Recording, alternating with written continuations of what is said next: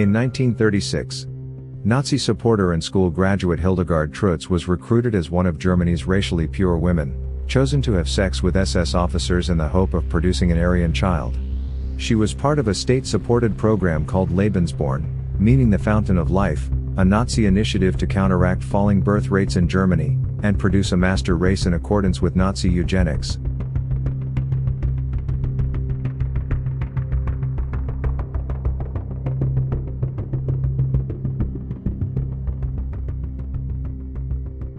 Hildegard Trutz had been a loyal supporter of the Nazis ever since Hitler came to power. She had joined the Bund Deutsche Mädel, the BDM, the female equivalent of the Hitler Youth in 1933, and loved attending its weekly meetings.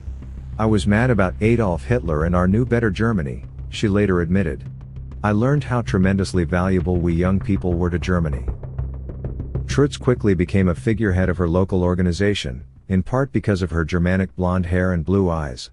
"I was pointed out as the perfect example of the Nordic woman," she said, "for besides my long legs and my long trunk, I had the broad hips and pelvis built for childbearing."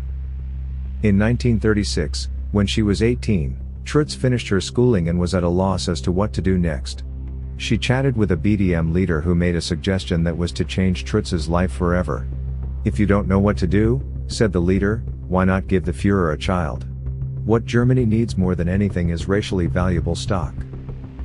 Trutz was unaware of the state-sponsored program, known as Lebensborn. Its aim was to raise the birth rate of blonde-haired, blue-eyed Aryan children through interbreeding. Racially pure women were chosen to sleep with SS officers in the hope that they would fall pregnant. The BDM leader explained to her exactly how Lebensborn worked. She would be given a series of medical tests, along with a thorough investigation of her background. It was essential that she had no Jewish blood. Once given the all-clear, she would be able to select a breeding partner from a group of SS officers. Trutz listened with growing enthusiasm. She thought it sounded wonderful, she later admitted, and she signed up immediately. Aware that her parents would disapprove, she told them she was undertaking a residential course in National Socialism. She was escorted to an old castle in Bavaria, near the Tegernsee. There were 40 other girls in residence and all were living under assumed names. All you needed to be accepted there was a certificate of Aryan ancestry as far back at least as your great-grandparents. The castle itself was the height of luxury. There were common rooms for sports and games, a library, music room, and even a cinema. According to Trutz, "The food was the best I have ever tasted, we didn't have to work, there were masses of servants." She was by her own admission self-indulgent and lazy, and she quickly learned to enjoy life in the castle. The whole place was in the charge of a professor, a high-up SS doctor, who examined each of us very thoroughly as soon as we arrived. Trutz said, "We had to make a statutory declaration that there had never been any cases of hereditary diseases, dipsomania or imbecility in our family." The professor also warned the girls that they would have to sign a document renouncing all claims to any children they produced, as they were to be the property of the state. They would be brought up in special institutions that would instill an absolute loyalty to the Nazi ideal. After their initiation, Trutz and the other girls were introduced to the SS men who were to be their breeding partners. Trutz liked what she saw. They were all very tall and strong with blue eyes and blonde hair. There was a getting-to-know-you session, with the group playing games together, watching films and enjoying social evenings in the castle. "We were given about a week to pick the man we liked, and we were told to see to it that his hair and eyes corresponded exactly to ours," said Trutz. The girls were not told the names of any of the men. Anonymity was a key principle of the Lebensborn program. "When we had made our choice, we had to wait until the 10th day after the beginning of the last period. Each girl was given another medical examination and told to receive her chosen SS man in her room that very night."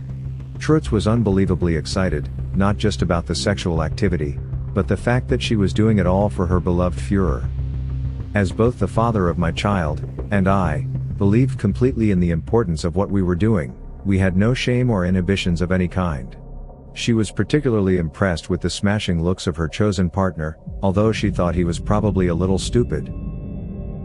The officer slept with Trutz for 3 evenings in that first week. On the other evenings, he had to sleep with other girls at the castle. Trutz fell pregnant almost immediately and was moved into a maternity home for the next 9 months. "My confinement came neither too soon nor too late," she said. "It was not an easy birth, for no good German woman would think of having any artificial aids, such as injections to deaden the pain, like they had in the degenerate Western democracies. She weaned her baby son for 2 weeks, and then he was removed from her side and taken to a special SS home, where he was to be brought up as a loyal servant of the Nazi state. Trutz never saw him again. In the years that followed she was tempted to breed more children, but she eventually fell in love with a young officer and they got married. When she told her new husband about her involvement in the Lebensborn program, she was rather surprised to find that he was not as pleased about it as he might have been. But he could not openly criticize her, seeing that I had been doing my duty to the Führer.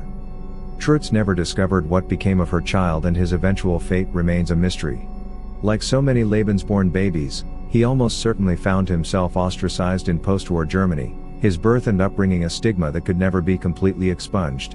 It is estimated that some 20,000 babies were bred during the 12 years of the Third Reich, principally in Germany and Norway. Many were adopted after the war, by which time the records of their birth had been destroyed. To this day, the majority have never been able to discover the terrible truth about their conception and birth.